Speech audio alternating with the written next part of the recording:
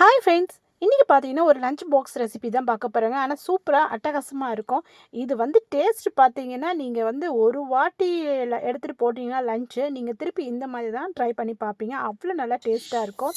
நான் ஒரு கிளாஸ் பைத்தம்பருப்பு, ஒரு கிளாஸ் பச்சரிசி எடுத்துக்கிட்டேன். நல்லாவே கழுவிலாங்க, கழுவி தனியாக எடுத்து மாற்றி வச்சிடலாம்.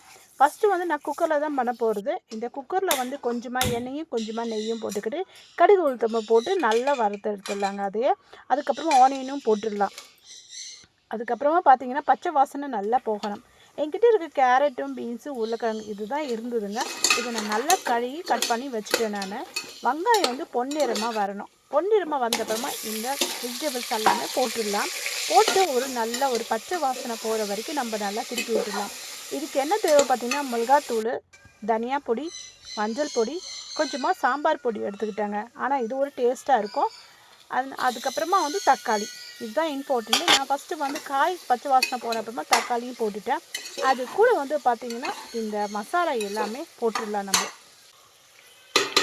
அதுவும் நல்ல ஒரு பச்சை வாசனை போடுங்க. ஏன்னா அப்போ தான் ஒரு டேஸ்ட்டு நல்லாயிருக்கும். இந்த பைத்தம்பருப்பு ஒரு டேஸ்ட்டு நீங்கள் ஒரு வாட்டி சாப்பிட்டிங்கன்னா நீங்கள் விடவே மாட்டீங்க. இதே லஞ்ச் பாக்ஸாக எடுத்துகிட்டு போவீங்க. அவ்வளோ நல்லாயிருக்கும். அதே மாதிரி பார்த்திங்கன்னா ஒரு கிளாஸில் நான் புளி ஆல்ரெடி கரைச்சி வச்சுருக்கேன். நான் அந்த தண்ணியை அதில் ஊற்றிடலாம். ஊற்றிட்ட அப்புறமா நல்லா ஒரு மிக்ஸ் கொடுத்துடலாங்க. டேஸ்ட்டுக்கு உப்பு போட்டுடலாம். நம்மளுக்கு எவ்வளோ அவசரமோ அந்த டைமில் காயிலே போட்டுருங்க. நல்லா நல்லா காய்க்கெல்லாம் பிடிக்கும். அதுக்கப்புறமா தண்ணி, ஒரு கிளாஸுக்கு 2 கிளாஸ் தண்ணி அந்த கணக்கில் தான் நான் ஊற்றிருக்கேன்.